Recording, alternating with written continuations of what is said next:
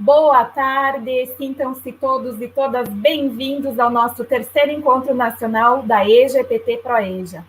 Hoje estamos aqui, então, unidos para discutir a temática EJA. Esse encontro ele é fruto do trabalho de um coletivo de educadores que tem uma causa em comum, a paixão pela EJA. Em 2018, aconteceu o primeiro encontro na cidade de Goiânia. Em 2019, aconteceu o segundo encontro na cidade de Londrina, havia esquecido o nome. E agora, em 2020, de forma virtual, estamos sendo recepcionados pelo IFAL Campus Maceió. Eu sou a Grace Mara Volti Ferrari, eu sou pedagoga no IFRS e hoje vou fazer o papel de mediadora dessa sala. A nossa sala está sendo conduzida pelos dois colegas operadores, Marco e Gabriel, e temos a honra também de ter aqui presentes dois intérpretes de Libras, o Elber e o Jorlan, ambos do IFG. Sintam-se todos muito acolhidos a esse nosso evento. Teremos a apresentação de 3 trabalhos, cada trabalho tem 10 minutos. Quando faltarem 2 minutos, eu pedirei para subir na tela e estarei avisando que faltam 2 minutos para encerrar a apresentação. Após as apresentações, faremos a rodada de questionamentos. Peço a todos que estão nos assistindo pelo Doit que façam suas perguntas, que depois a gente trará aqui para o pessoal estar debatendo. Agora, para iniciar nossas apresentações, estarei chamando o nosso primeiro trabalho com a Ruth. A Ruth fará a apresentação do trabalho Documentário Narrativas dos Sujeitos do ProEJA no curso de Secretariado do IFSU Venâncio Aires. Sinta-se bem-vinda, Ruth, com você a palavra. Ok.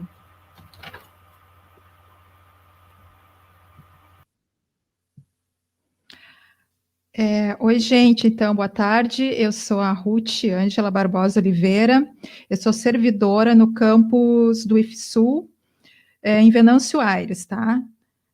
E o nome do meu trabalho que eu trago para vocês é Documentário Narrativas dos Sujeitos do ProEJA, do curso Secretariado do IFSU, campus Venâncio Aires. Eu trago aqui, né, rapidamente uma contextualização, mostro ali o estado, os campos, do IFSU, e a localização do nosso campus, ali o número 13, né, Venâncio Aires, então, é um município que fica a 130 quilômetros de Porto Alegre, tem 71 mil habitantes, 63% da população é urbana, e é um município que tem uma vocação para a cultura e industrialização do tabaco, tá? E também é considerado um polo metal-mecânico na região. O nosso campus, então, o Venâncio, ele está em funcionamento desde 2011, ele é da segunda fase da expansão, né, e ele foi projetado para ter até 1.200 alunos.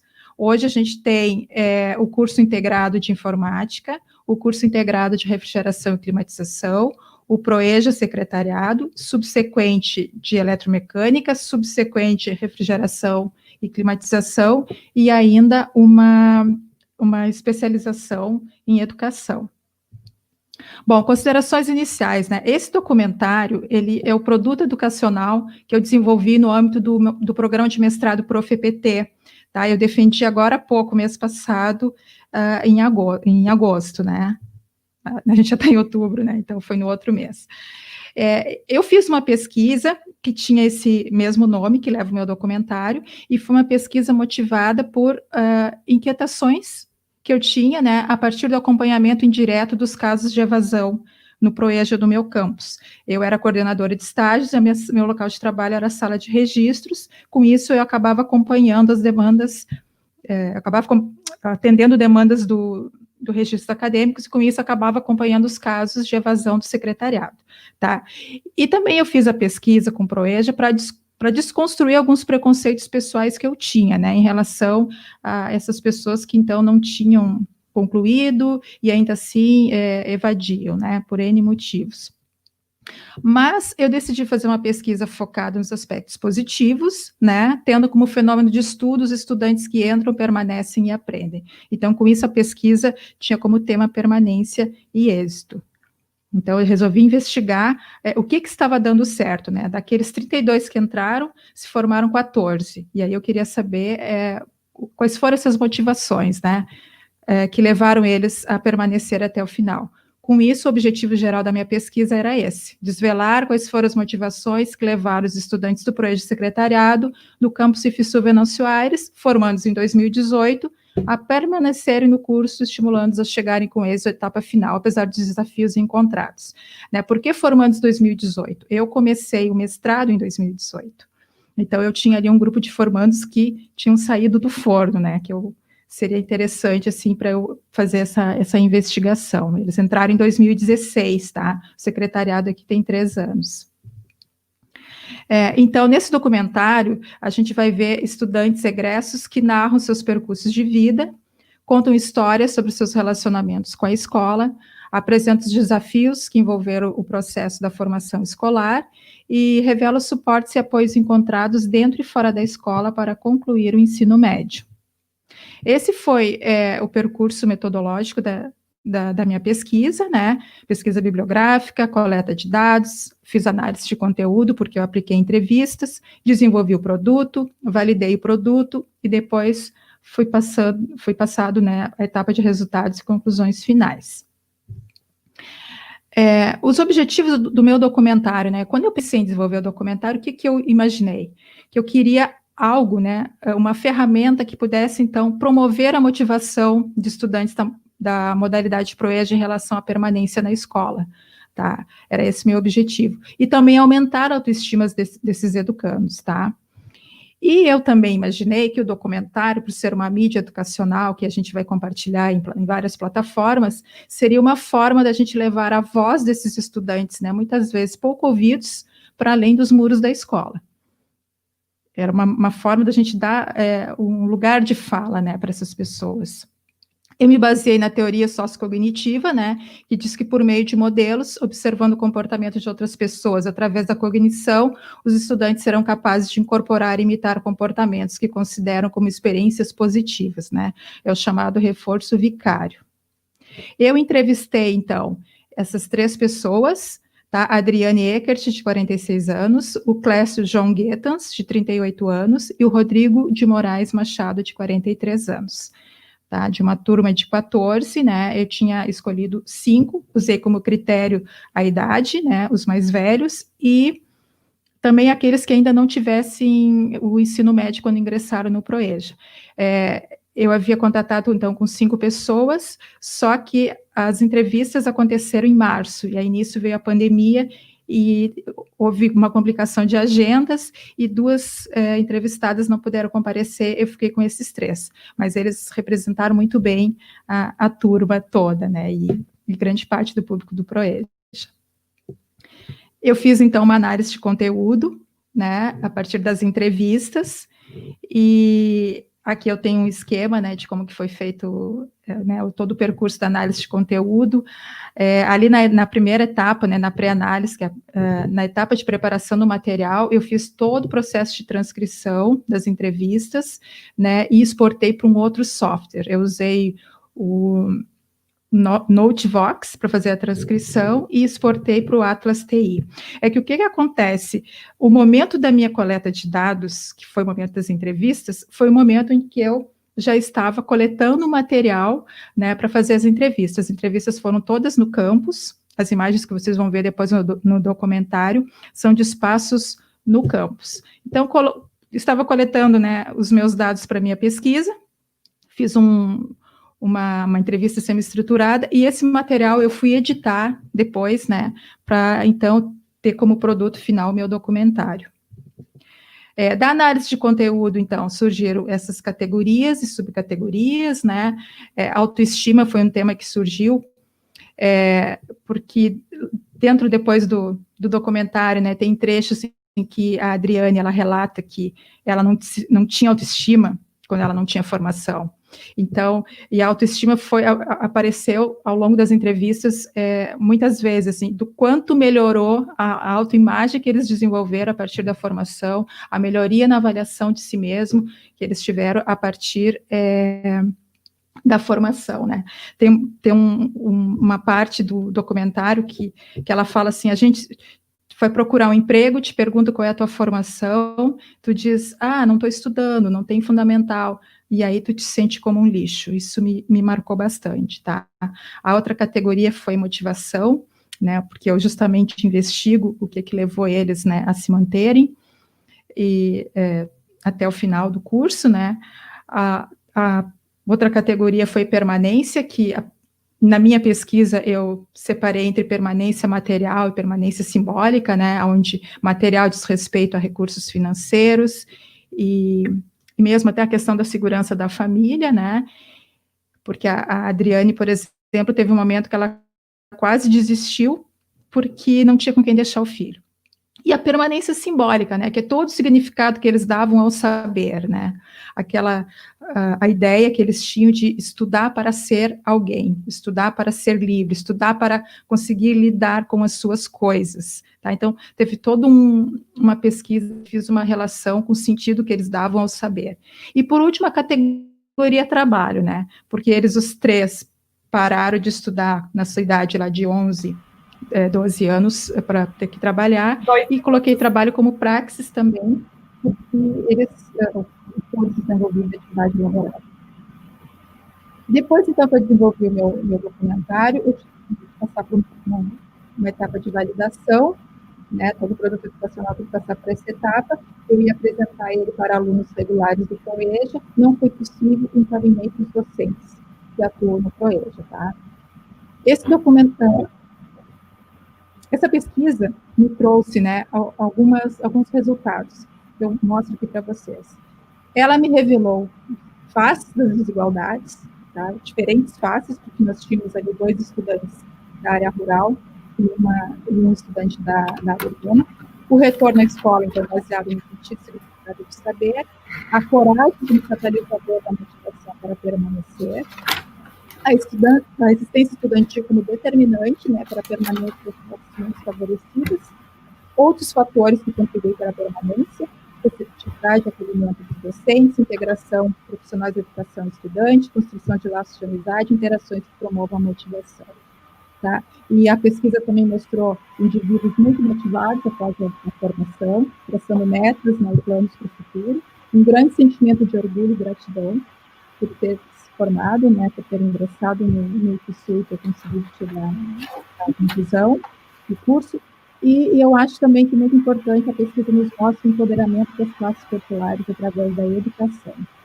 O produto, né, por isso aqui os resultados da validação, se configurou como ferramenta motivacional, na perspectiva dos docentes, recursos de educação. Um pouquinho mais próximo ao microfone que está cortando, tá? E já está encerrando o teu tempo, dá uma aceleradinha, tá, querida?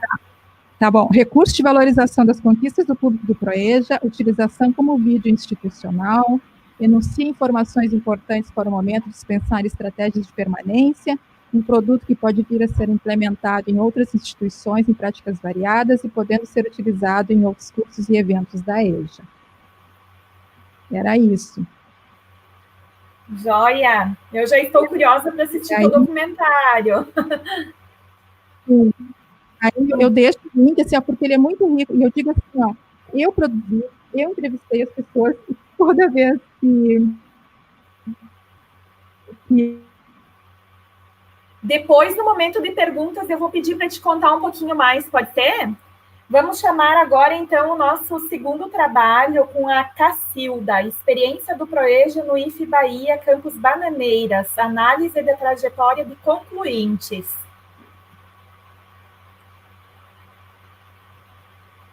Cacilda, muito bem-vinda, a palavra é tua.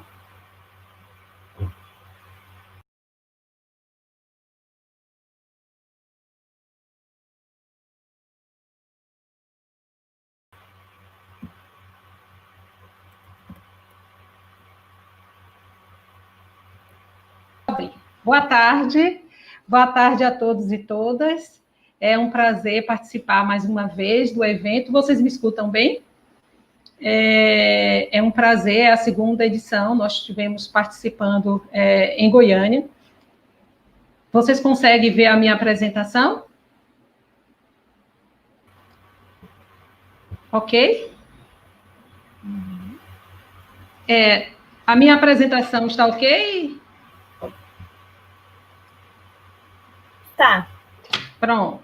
Então, a experiência do PROEJA, do Instituto Federal da Bahia, Campus Barreiras, análise da trajetória de concluintes, é o resultado de uma pesquisa realizada com a participação também de Paula Vielmo, pedagoga do campus, e Carla Emanuela Aquino, nossa estudante, que era bolsista. Então, eu preciso situar que essa pesquisa, ela faz parte, essa comunicação, ela faz parte de uma pesquisa mais ampla, que nós realizamos desde o ano de 2015, que buscou analisar a experiência do PROEJA no Campus Barreiras, identificando os impasses e os avanços que emergiram na implementação da proposta no campus. É uma pesquisa de caráter qualitativa, foi um estudo de caso, que compreendeu, além do levantamento bibliográfico, a análise documental, a pesquisa empírica, e nós iremos apresentar nesse breve relato aqui o percurso dos e das estudantes que concluíram o curso técnico em eletromecânica no período de 2006 a 2018. É importante situar que essa modalidade ela não é mais ofertada no campus Barreiras. 2014 foi o último ano de ingresso. Nós tivemos como concluintes de todo esse percurso 81 estudantes, conseguimos localizar 32 por meio de contato telefônico.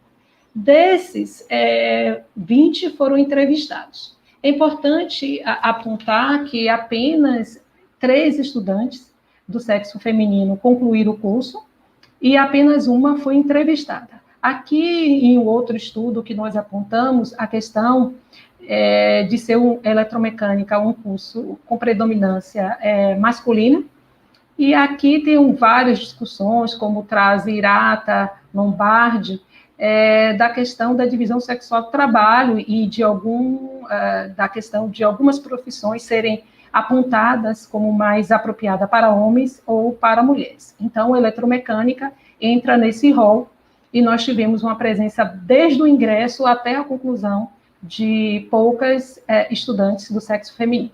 Nós realizamos a entrevista no próprio campus, o instrumento aplicado na parte do campo foi entrevista com o roteiro.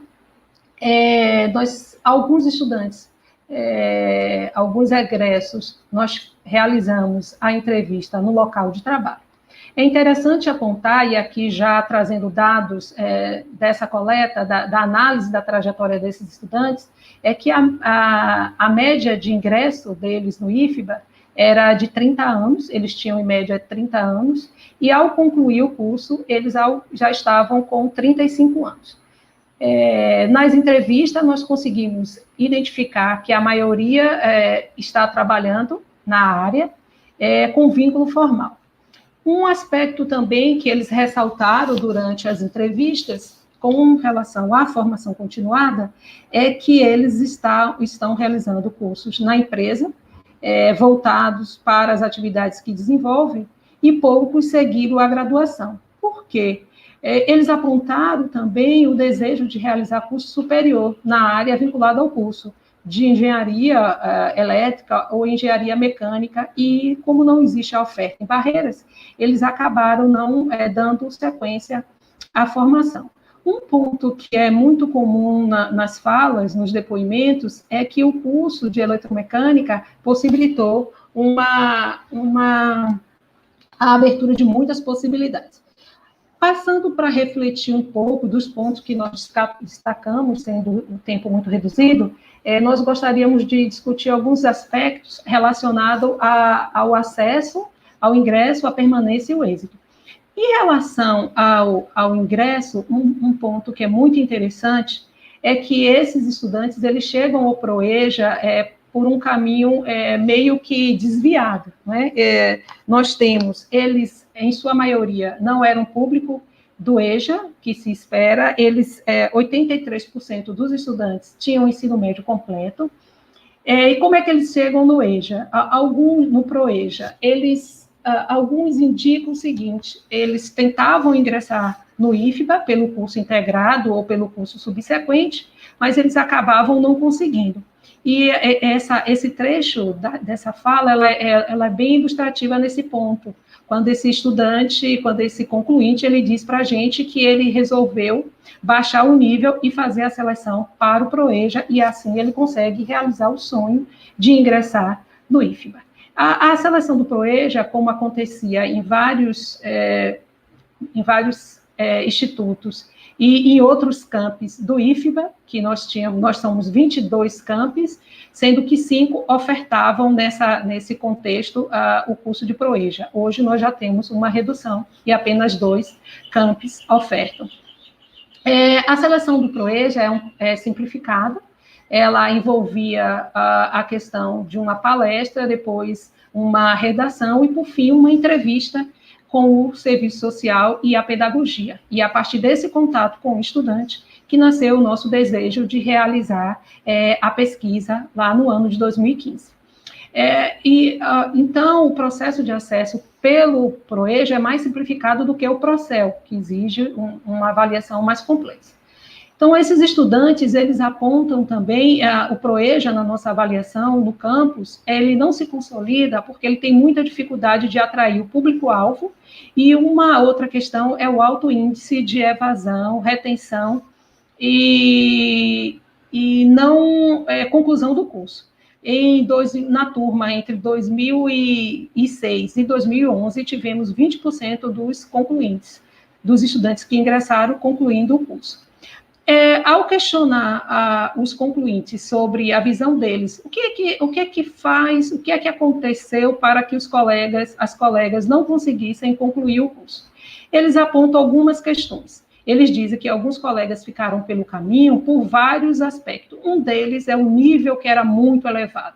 O nível era elevado tanto para os estudantes que tinham apenas o ensino fundamental, e mais também para aqueles que tinham o ensino médio. E eles atribuem ao fato do ensino médio ter sido feito em instituições públicas de ensino, que eles acreditam que os cursos tinham algumas deficiências, particularmente nas disciplinas de exatas, que era muito exigido, que é a base para um curso de eletromecânica, segundo a avaliação deles, o que se refere à física, química, matemática. Outro aspecto também é a descontinuidade. São estudantes que têm o ensino médio completo, mas têm uma trajetória educacional de interrupção.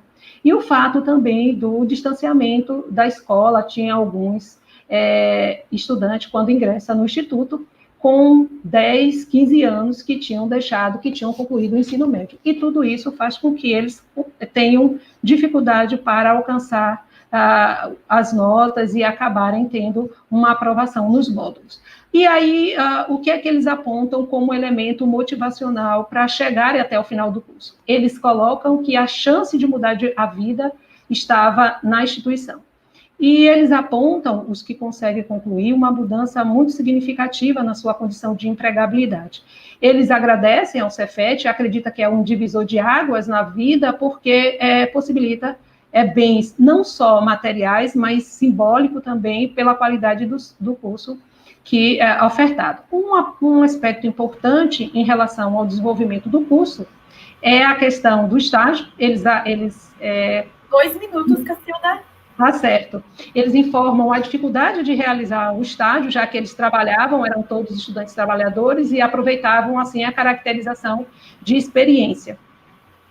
E falavam também da necessidade de ampliação das aulas práticas, porque era muito difícil participar de seminários, visitas técnicas, mas apontam que é fundamental o ProEja ainda continuar sendo ofertado, mesmo que envolvendo estudantes, alcançando estudantes com ensino médio completo. Então, os achados da pesquisa nos aponta que as dimensões políticas da educação profissional no Brasil, a trajetória educacional e social das estudantes, no que se refere a currículo, prática docente, a gestão administrativa e pedagógicas, elas são apontadas como de extrema importância para o trabalho e continuidade dos estudos por parte da maioria dos entrevistados, mesmo que não atenda o perfil que é o originalmente buscado para ter acesso ao programa.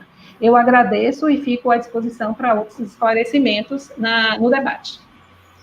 Ótimo, muito obrigada.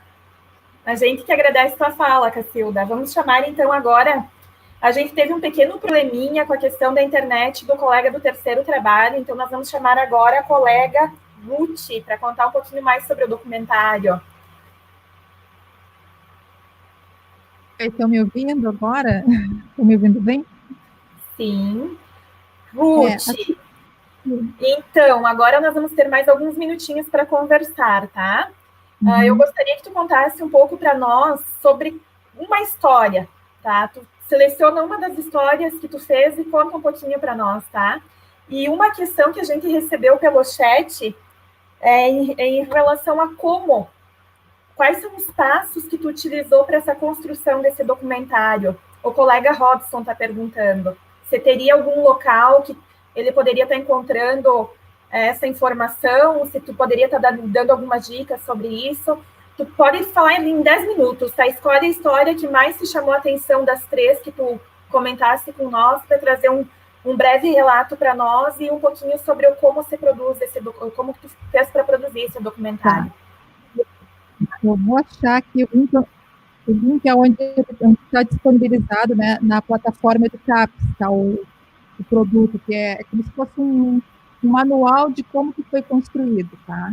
Onde eu conto os equipe, programas que eu usei, software, tem modelo de roteiro, por exemplo, né? Porque sempre que vai se fazer um filme, o documentário ele é uma modalidade, ele é um tipo de filme, né? Uma modalidade de filme. Então, eu vou deixar aqui para vocês o link no Educaps, tá? Onde está esse material. Espera aí.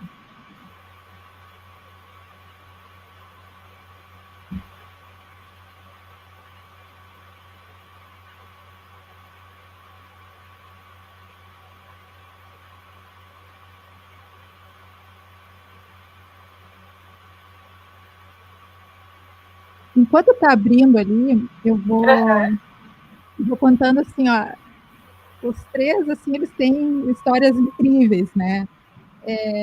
O Rodrigo, ele é um dos que, assim, os 3 me emocionam muito, né?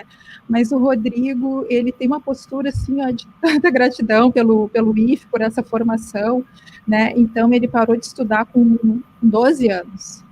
Né? E ele era da região metropolitana, ele é de Gravataí, e ele fala das dificuldades que se tinha, né, na época. Ele sentiu a necessidade de ajudar, né, de contribuir com a renda da família, e aí acabou por abandonar os estudos e foi em busca de pequenos serviços, né, de bicos.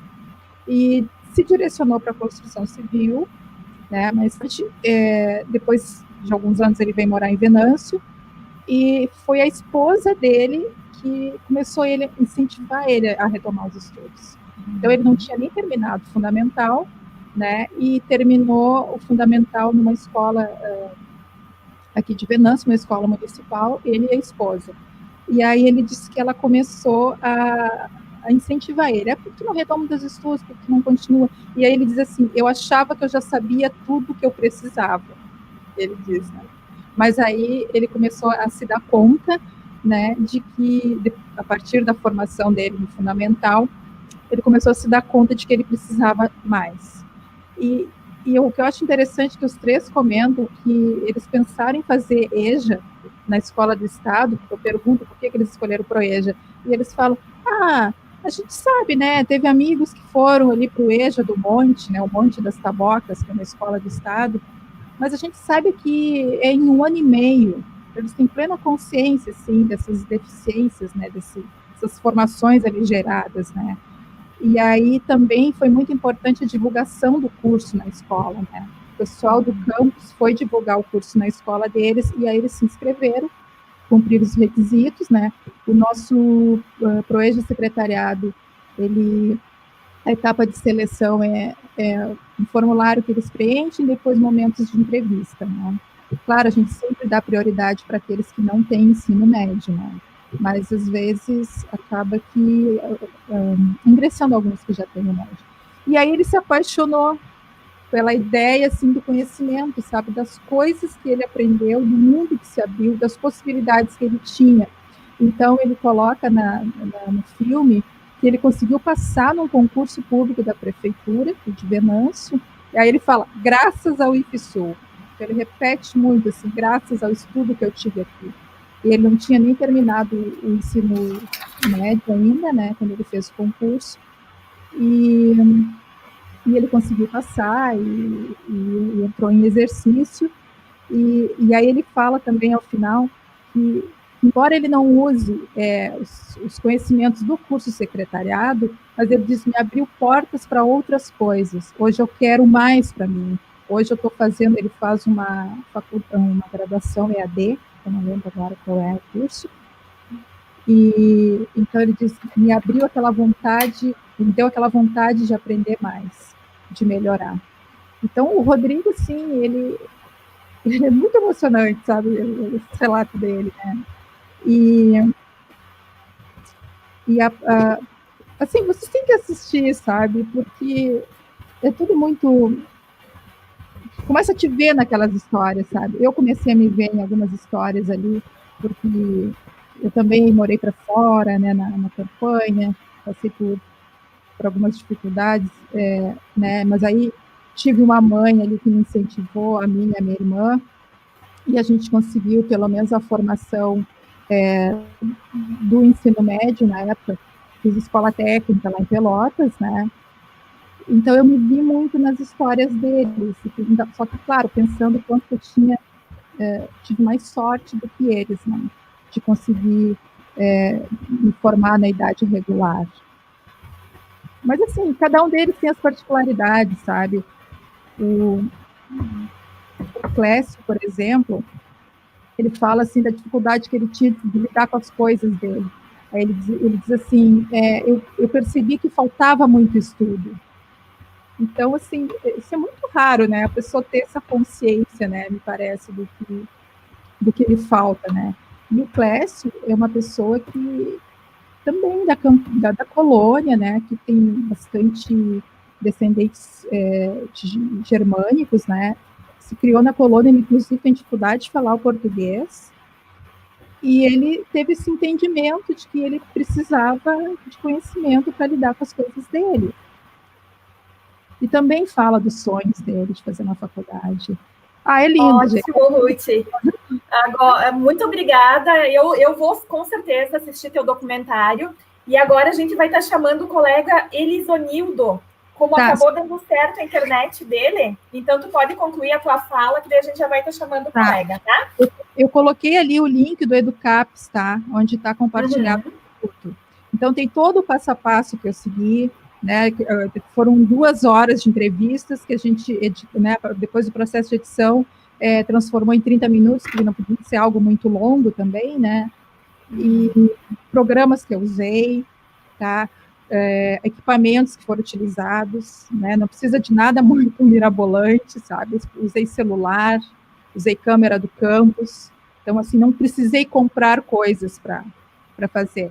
E até um material uma espécie de um manual que te ensina como ter noção, assim, de ângulo de câmera, de posição de câmera, de perspectiva, enfim, um material, assim, que é mais destinado a filmagens, né, a produção de filmes. Eu consegui com uma moça, Caroline Dalanol, nesse material aí, eu tenho o link do trabalho dela, porque ela é jornalista e também desenvolveu um documentário no mestrado que ela realizou na UFRGS.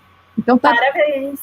Tá lá nesse link que eu coloquei na Educaps, tem todo um passo a passo de como que eu desenvolvi o documentário.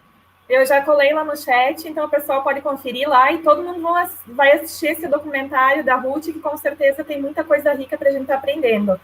Sim. Então, agora a gente vai chamar o colega Elisonildo com o trabalho Perfil dos Estudantes da EJA, uma revisão bibliográfica acerca desse tema. Gostaria de saber se estão me ouvindo. Estão me ouvindo bem? Tudo bom. Sim. Tá bom. Pedir desculpa aí pela internet, pela demora.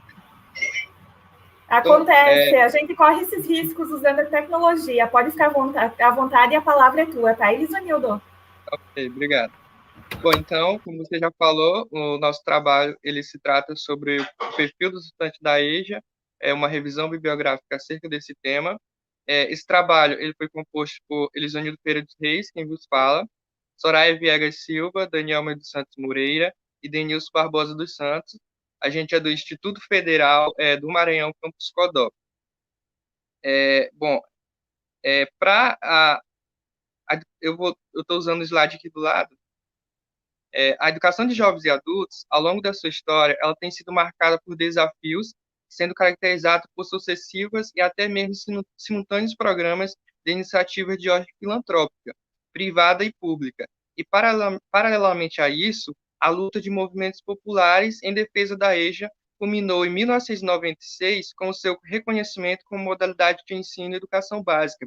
Então, aqui, a gente vê, né, que a EJA ela passou por uma trajetória de lutas, de desafios, mas também de conquistas, de avanços, que tornou o que a EJA é hoje, né? Ela foi considerada como uma modalidade de ensino, né? Mas isso não significa que a EJA ela não passa ainda por seus desafios, por suas lutas, e um desses desafios está justamente de oferecer uma educação de qualidade para esses sujeitos da EJA, que mesmo diante de um contexto social, político e social que não valoriza essa modalidade de ensino.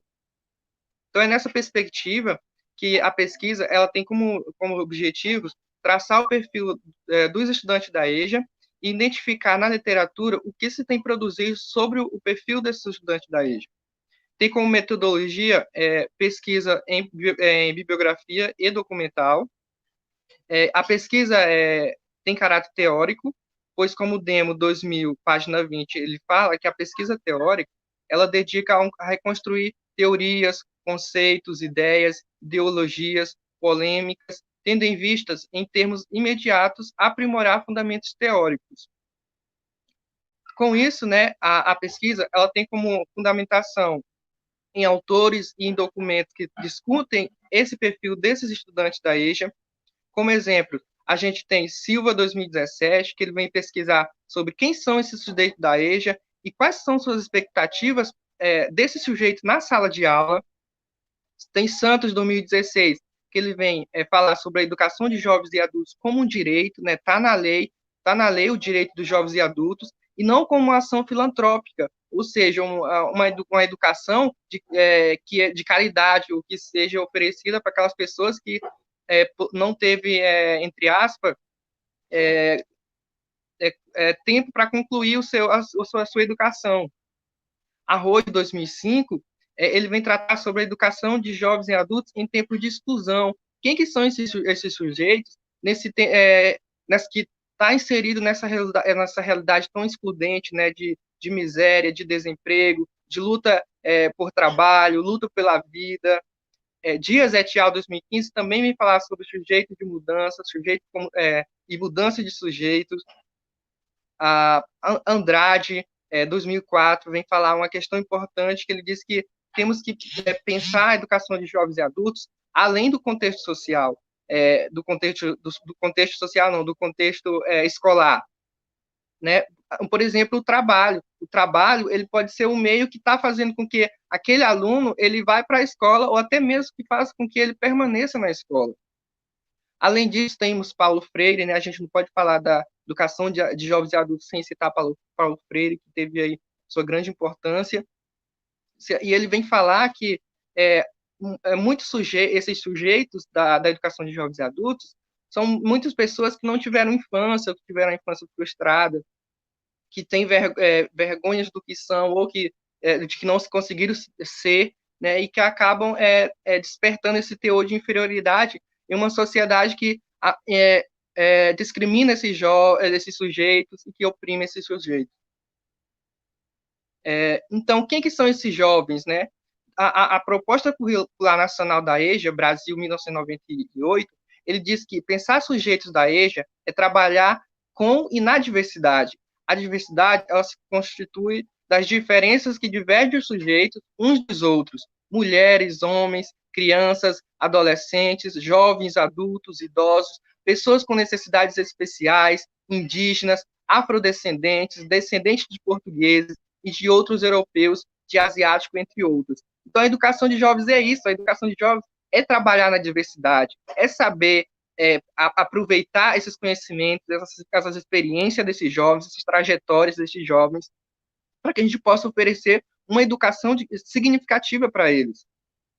Além disso, Arroio, 2005, página 22, ele vem dizer que os sujeitos da EJA são jovens e adultos com rostos, com histórias, com cor, com trajetórias, e ele fala ainda que se esse perfil de educação de jovens e adultos não for bem conhecido, dificilmente estaremos formando um educador desses jovens e adultos, né? Porque o professor ele tem que passar, a partir disso, né? Desses conhecimentos, dessa experiência desses jovens, de conhecer quem são esses jovens, né? Valorizar a cultura dessas pessoas e fazer com que pegue tudo isso e traga para a escola, para dar uma aprendizagem para eles, realmente significativa. Então,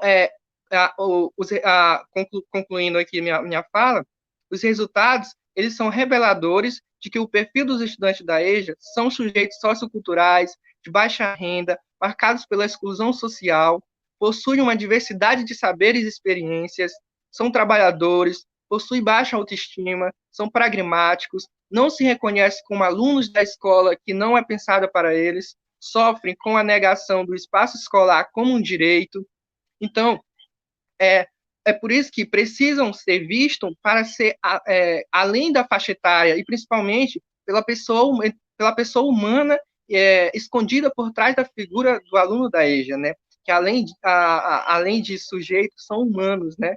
Então eu encerro aqui minha fala falando a fala que o professor Arroio ele falou aqui na entrevista que ele deu, né, para o encontro, que ele disse que a gente tem que ver os sujeitos.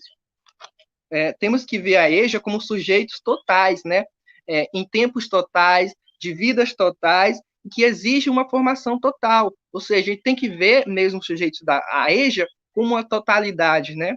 Então, aqui eu encerro minha fala e agradeço aqui a oportunidade. Muito obrigado. Joia!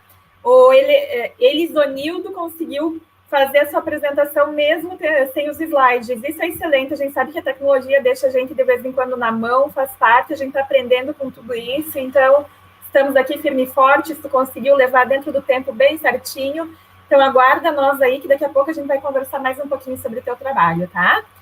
Agora a gente vai estar chamando a Cacilda novamente para a gente conversar sobre o trabalho da Cacilda. Oi. Sim. Tudo bom, Cacilda? Tudo bom, Gleice? Certo. Pessoal do chat, que a gente está com um colega no chat que eu gostaria de agradecer, ele está participando bastante, o Robson. Ele pergunta para ti, sendo mais um curso tido como masculino, mas ele pergunta, sendo um curso formado a maioria por um público masculino, vocês têm alunas atuando hoje formadas? Sim. Essa é uma das perguntas. Sim. E a outra com base no estudo realizado, foi vista alguma necessidade de trabalho de reforço durante o curso? Bem, eu agradeço as perguntas. Em relação ao curso, a presença das mulheres, o que é que nós observamos? Eu informei que apenas uma estudante foi localizada para realizar a entrevista, se dispôs a realizar a entrevista, e ela realmente estava trabalhando, atuando na área. Interessante que a trajetória dela, ela concilia o curso do EJA, mas com também a universidade. Ela era uma estudante que fazia a graduação. E tem essa questão. O outro aspecto, o reforço. O que é que nós observamos? Os estudantes, eles criavam, e o tempo é muito curto, não dá para apresentar, mas qual era a estratégia que os estudantes, as estudantes criavam para conseguirem acompanhar o curso? Eles faziam grupos de estudo.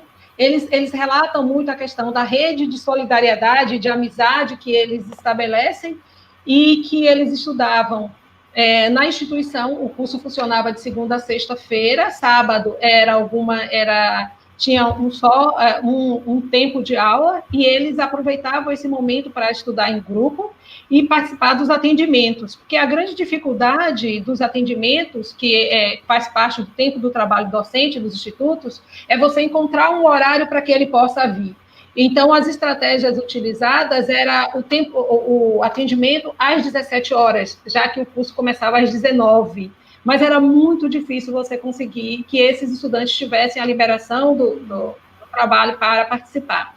E eles informavam, assim, que estudavam de 11 horas da noite a 1 hora da manhã, a 2 horas da manhã, e nos finais de semana. Um aspecto importante que hoje, a avaliação, essa pesquisa, ela tentou dar uma resposta à instituição e até para que se reformulasse a proposta do PROEJA, e que nós achamos que é importante e fundamental, e que tem um público que precisa dessa modalidade, mas que fosse analisada o curso. Se o curso ele era o mais adequado para a vocação da coletividade, né, da comunidade do entorno do IFBA, do Campus Barreiras. E um aspecto que eu achei interessante na pesquisa da colega, que foi estudar não os evadidos, mas aqueles que chegaram e que motivou. Nós temos uma proposta de fazer um percurso contrário. Nós temos a intenção de analisar o que é que ocorreu com todos os estudantes que não tinham ensino médio e que acabaram deixando o curso. A nossa intenção é entender, já algumas questões já foram anunciadas, no sentido de falta de base, mas a gente quer entender o que é que o público efetivo do EJA não encontrou no Instituto e que fez eles acabarem deixando a instituição. E de que forma essas questões serem transformadas para as novas propostas de implementação de cursos PROEJA, que é a nossa intenção. Né? Então, respondendo, o reforço era feito nos atendimentos, mas com muita dificuldade pela falta de disponibilidade de tempo dos estudantes. E a estudante que concluiu o curso do EJA, ela realmente conseguiu também atuar na área de formação. Ótimo. Cacilda, vocês não estão mais ofertando esse curso, então? Vocês não estão mais ofertando esse curso? Não estamos ofertando. O que aconteceu, menina? Porque parecia tão interessante a proposta. A última turma que ingressou foi em 2014. Uma das avaliações, nós avaliamos que a proposta do EJA ela é extremamente avançada quando ela traz uma concepção de ensino, uma concepção de educação profissional, com o trabalho como princípio educativo, entender a diversidade, só que um dos aspectos que nós avaliamos é que há uma transposição do currículo e das práticas docentes para a atuação no EJA. Nós acreditamos que é preciso. Esse é um público que não é comum aos institutos federais, isso já está sendo debatido, posto, e que somente dizer que você está ofertando o EJA sem repensar a instituição, ou deixar de pensar a instituição com o olhar que você tem para os estudantes que são do curso integrado subsequente, você não consegue ter sucesso na oferta do programa. Então, é preciso foi criada uma comissão para estudar e pensar quais alterações seriam necessárias, e nós, da Coordenação Técnico-Pedagógica, eu faço parte, nós somos dessa coordenação, apresentamos uma discussão que é fundamental repensar o currículo e a prática docente para atuar no EJA. Com certeza, concordo plenamente contigo. É fundamental a questão de formação e currículo para a gente conseguir estar atingindo o nosso público e diminuir a evasão, que foi outra questão aqui que o nosso colega Robson também colocou no chat, que é um dos problemas que a gente enfrenta, né? Problema. É verdade, é um problema que a gente precisa encontrar formas para tentar superar ele, né? A gente já chegou num período, já estamos em 2020 e a gente já há anos segue tendo esse mesmo problema, né? Então, agradeço tua apresentação, Cacilda, e digo para ti, se tu ama o EJA, tu vai lutar lá na tua instituição como uma baiana e vão implementar de novo um curso de EJA. É nossa intenção, realmente, porque hoje no Instituto nós só temos 2 campos que ofertam PROEJA. Então, a nossa proposta é de reformular e apresentar outros cursos. No primeiro encontro em Goiânia, que nós fomos, que é bem próximo a Barreiras, nós saímos bastante animadas por conta das experiências que foram relatadas, das novas propostas. O IFB tem propostas excelentes também. Então, eu acredito que esse ano, por conta da pandemia, tivemos que postergar muitas ações no que se refere a estudos, outros projetos, mas eu acredito que a gente retome no próximo ano a proposta do EJA. Então, tá, no quarto encontro eu vou querer um relato teu contando que vocês estão conseguindo construir uma nova proposta, tá? Parabéns pela tua apresentação. E agora nós vamos chamar novamente... Eu agradeço. Joia, vamos chamar novamente, então, o nosso colega, o Elisonildo. Aqui. Elisonildo, então, tu fizeste o estudo mais bibliográfico, né? Sim. E o que te motivou a realização desse estudo? Tá, vamos lá. Primeiramente, eu só falar que eu sou aluno de licenciatura em Química do IFMA Campus Codó, 7º período, e a gente está cursando a disciplina de EJA, né, agora nesse período. E então, a partir de que eu comecei a estudar a EJA, a estudar a disciplina, a gente foi conhecendo a história, foi entendendo. Então, eu fui tendo essa paixão, essa curiosidade em saber quem que é esses sujeitos, por que esses sujeitos têm uma vida, trabalham e à noite ainda tem tempo para ir para a escola, para estudar. Então, e além disso, eu tenho um professor também, o professor Denils, que é ótimo também. Foi ele que incentivou a gente a fazer isso, a postar, a fazer esse trabalho, esse resumo, a submeter. Então, é uma coisa inimaginável pensar na EJA, porque a EJA é dura, é desafiadora, mas a gente tem, eu não tenho experiência na EJA, mas eu já vejo como que é e como que a gente tem que se dedicar, né, para que a gente tenha realmente uma educação de qualidade para esses jovens, esses adultos. E é isso. Sabe que ontem, por acaso, eu também estava mediando a sala Trajetórias e teve um professor de Química que apresentou um trabalho, e o trabalho dele era intitulado O Brilho do Olhar nos Estudantes de Química pelas Aulas Práticas. Então, o que eu quero te dizer, como professor, depois a gente vai gostar muito de estar te recebendo nos cursos de EJA, e a gente vai querer ver nos teus olhos, enquanto professor, esse brilho no olhar, né? A questão do que eu estou vendo nessa empolgação da tua fala, que tu siga na tua prática depois, enquanto docente, fazendo de tudo para conquistar esses estudantes, para a permanência deles. E esse professor, ele tem um trabalho, depois tu pode estar olhando também nos anais, sobre a questão das experiências no estudo da química, que através das aulas práticas ele conseguiu fazer com que o aprendizado acontecesse de forma mais qualitativa. Então, se tu quiseres procurar depois nos anais e dar uma olhadinha, é bem interessante. O trabalho desse professor eu vou estar te indicando, e espero que em breve a gente te tenha no time de docentes aí dos IFES, com brilho no olhar e fazendo acontecer na EJA. Muito obrigada, Elisonildo. Obrigado, eu que agradeço a oportunidade. Joia. Então, hoje à tarde aqui tivemos 3 apresentações de relato. O Elisonildo comentou no trabalho dele sobre a fala do professor Miguel Arroio. Quem não conseguiu assistir essa fala, ela ficará gravada no YouTube do IFAL, e vocês vão poder ter acesso a partir de segunda-feira. Quem não assistiu, gente, não perca. Vale muito a pena, foi uma fala formidável, e a gente está aqui na sala de trajetórias, a gente sempre tem um interesse muito grande pela questão do sujeito, porque a gente sabe que o estudante é um sujeito da EJA, né, e a gente faz de tudo para que ele consiga ter aprendizado no decorrer da sua trajetória, né. Eu fiquei muito feliz com os relatos, eu gostaria de parabenizar o documentário feito pela Ruth, que eu tô louca, vou sair daqui e já vou querer estar assistindo, deve ser muito bom. Acho que a gente precisa muita produção nessa área de EJA. O trabalho da Cacilda, eu fiquei com um gostinho de quero mais, com aquela vontade de que eles voltem a ter um curso de ProEJA.